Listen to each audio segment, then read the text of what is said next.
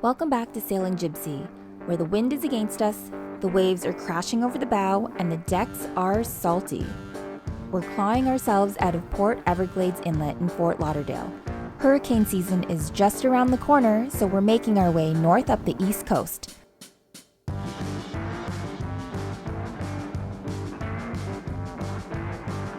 Suffice it to say, it's a rough start to our 5-day offshore sail.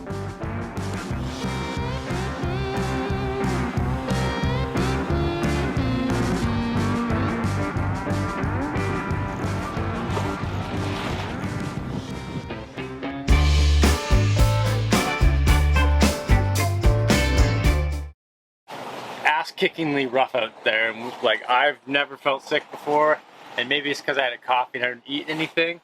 I was feeling like I was gonna throw up. Steph was definitely down and out for the count, and we've just been having our heads down today, just holding on. It's just felt like a roller coaster. Like the motion is like when you drop on a roller coaster, like that. Huh? That's how steep these waves were today. Right now we're heading 20 degrees, like northish. The wind was supposed to be coming from 110, which would have given us around 80 to 90 apparent wind, which would have been fine, but no. The wind was at 50 to 60, and it gave us like 35 to 45 degrees apparent wind, which was just extremely uncomfortable. We were bashing into it. It was just, the entire enclosure was just getting soaked with waves coming over the whole thing, and it was just we're feeling a little bit better, are we now, Steph? A little bit, yeah. A little bit? Yeah. Because I think it's like 5.5 days or so to the Chesapeake, where we're gonna head. And the winds are gonna be all over the place. Since they totally lied to me on today, I have no idea what they're gonna be. Just hopefully they're not on our nose or extremely uncomfortable. Hopefully we can make it all the way to Virginia, just offshore, without having to tuck in anywhere. We don't want to deal with any inlets if we don't need to, because they're not fun.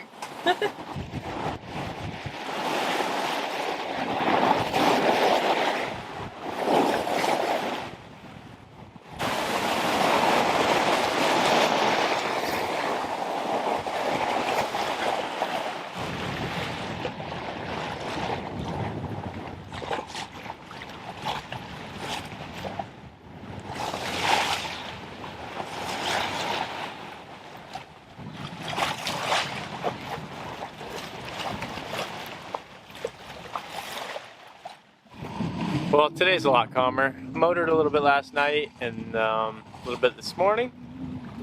And today we've just kind of been in this 7 to 8 knots of wind, but we've been moving. The Gulf Stream's definitely helping us keep a forward momentum in these light winds.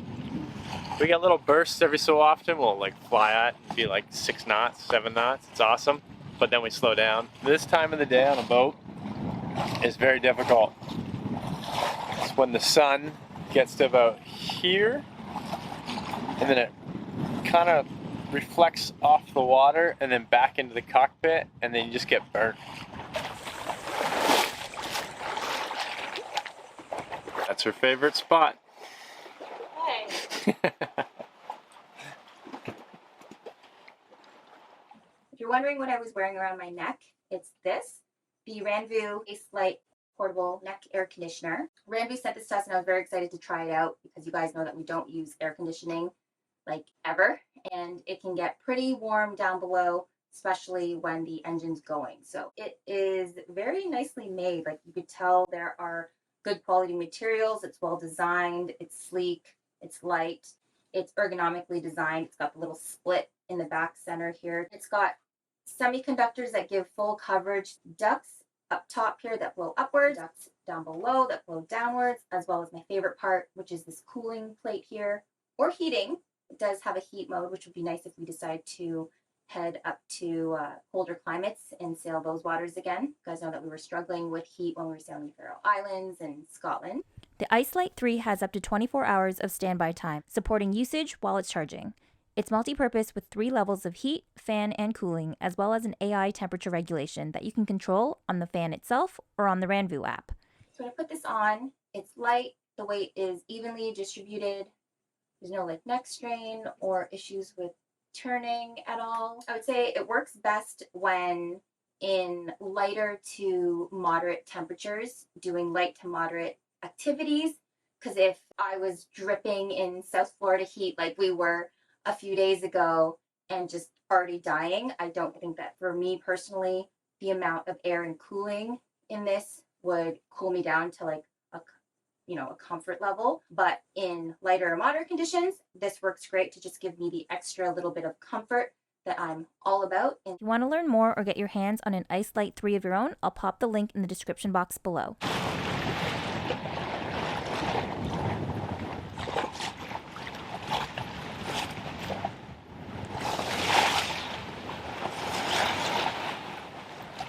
It's just been a lazy passage so far. I always think it's crazy that we're just out here sometimes, just in the middle of freaking nowhere. It's definitely the road less traveled, that's for sure.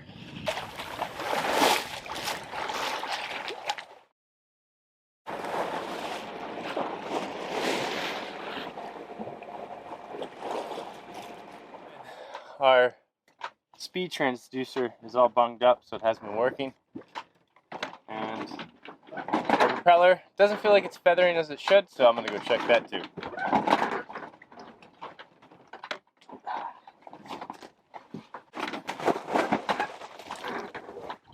There's a current though, holy shit.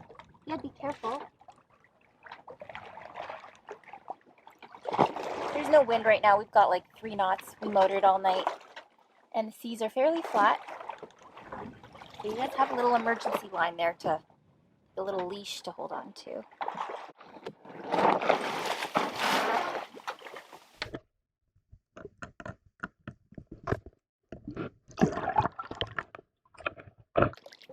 Such a weird, like, maybe it's with my sunglasses. No, it looks crazy even without my sunglasses. I don't know if that shows up on camera, but it looks cool. It's like 2 different shades of blue. What does it look like? 2 different shades of blue. Oh, cool. It's like metallic-y almost. These little like streaks of metallic.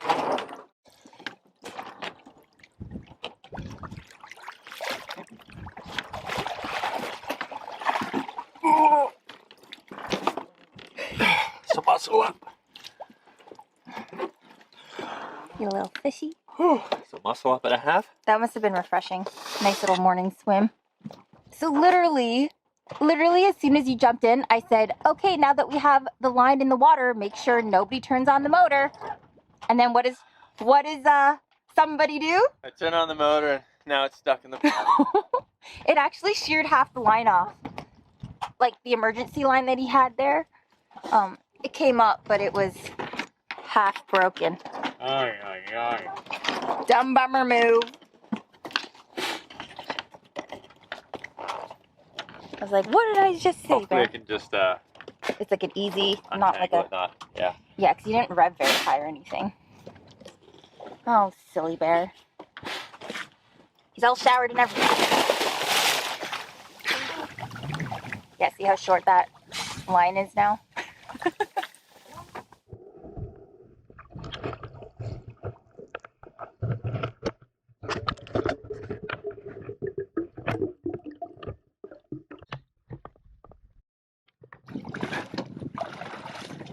Sorry, old dock rope. Rookie move. Well, you haven't had your morning cup of coffee yet. Maybe we can blame it on that. Today's just been a motor day with the sails, motor sail.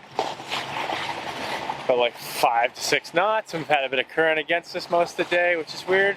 But hopefully soon the wind will pick up and the current will be in our favor. The wind picked up just enough for us to be able to fly the spinnaker.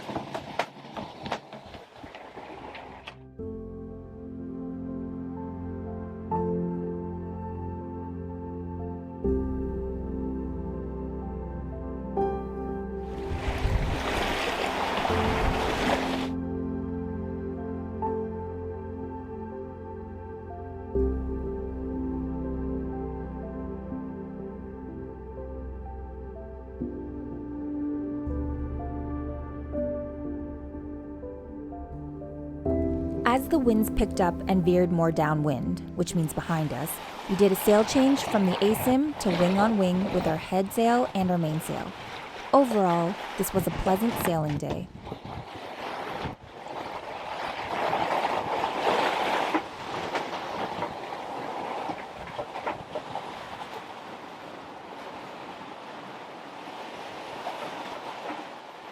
The weather for the next day and a half, it puts us in like 30 plus knots, kind of in a not so favorable area, which is around Cape Hatteras. And we are literally a race against the currents, or tides as they say. Looking at weather yesterday, we decided that going around Cape Hatteras to the Chesapeake wasn't a good idea in 30 plus knots, which that's what it's going to be for the next day and a half. And plus it's also calling for rain and lightning, so not fun. So we're taking our last inlet at Morehead City. I think it's called Beaufort. And yeah, we need to make 20 nautical miles happen in about 3 hours to catch a little bit of ingoing current, or it's going to be slack. But the way we're going right now, we're going to be an hour past, so we're going to be against a knot of current. Hopefully not more than that, because we got, 13 knots of wind pushing us on shore, and that's just going to create some very uncomfortable conditions. Not looking forward to it, but I think it'll be better than going out and around. And the ICW in this area that we've done, like the Dismal Swamp to Norfolk, is it's quite pretty. So might as well go check that out. Take an extra couple days.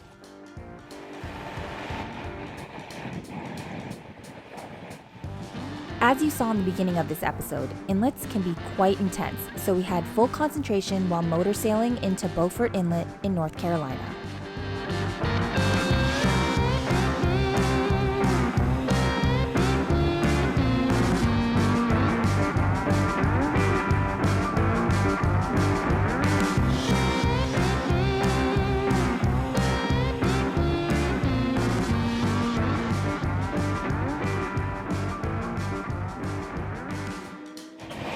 Well, we didn't make it in time, and now we're doing like 2.5, 3 knots through this craziness and 20 knots of wind, but at least the wind's kind of helping us.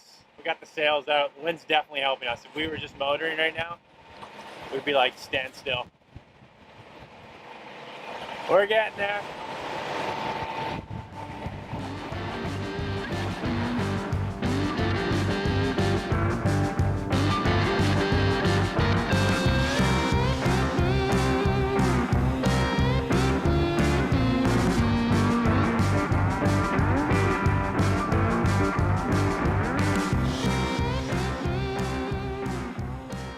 Alright, we're going under our first fixed bridge again. The marker says we should have 64 feet, so hopefully we didn't grow any taller. If anything, we're probably a little heavier with all the stuff we've accumulated over the past few years.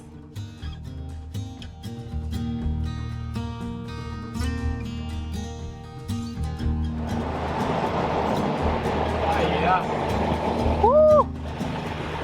Oh man, good thing we didn't touch that green light.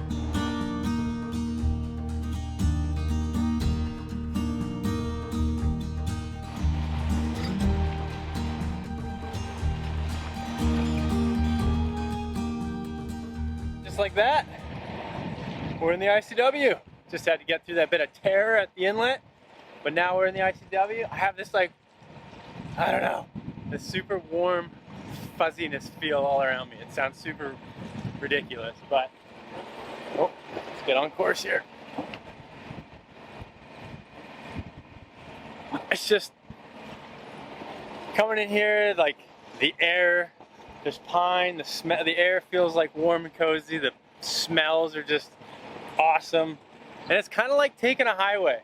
I forgot about that. Obviously it's a highway, it's like an Intracoastal Waterway, but it's just a slow highway and there's no traffic, at least where we are now.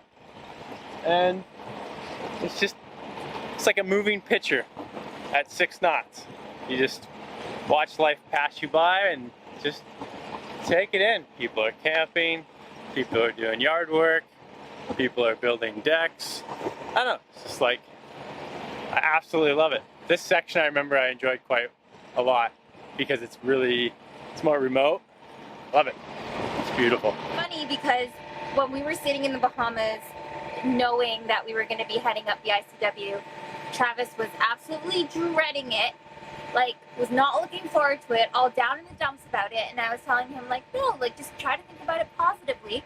And as soon as we get here, this guy has loosened shoulders, smile from ear to ear, inhaling all the smells, and absolutely loving it. Guys don't know what they want. No, No. south from here, I think the ICW is no fun. There's no anchorages. It's like kind of open cut. You're beside the ocean. Center consoles everywhere in Florida. Yeah, and like Florida definitely sucks, but here it's like you go inland. There's a lot of places to anchor. It's like, I don't know, it's more nature. It feels like summer you usually don't take a sailboat. It smells really good too, all the pine. Oh man, and the pine, it's just fantastic.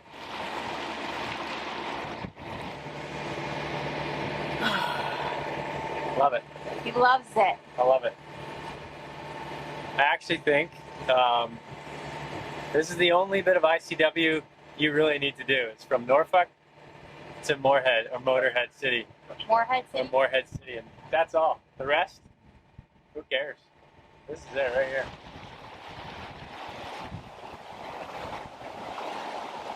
If you would have asked me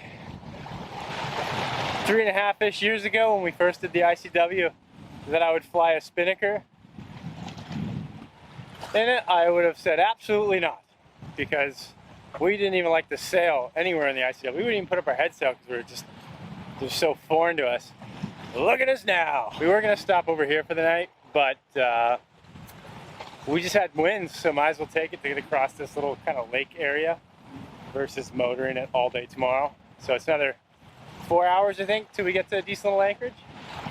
And then, Oh, that guy's putting up a spinny too. Yeah, he's got a spinnaker too. Or, I guess ours is a Jeneker. Whatever you want to call Whatever it. you want to call her, asymmetrical. Guy in front's doing wing on wing.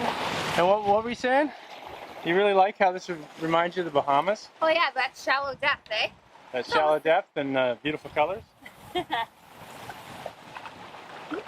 Oh, I'm gonna guess that didn't work out the way he was expecting. After 4 days offshore and 10 hours of motoring through the ICW, there's no better feeling than dropping the hook, where all is calm, still, and we can finally relax. Yeah, it's I don't know. It's not an enjoyable passage, that one. The currents and the wind we had, it's just, I don't know, it just wasn't that great. But now we're time to enjoy it.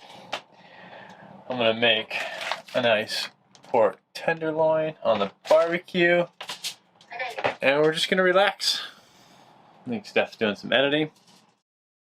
Maybe for one night anyway. We have big things coming up and lots of work ahead of us, so hit that subscribe button and stay tuned.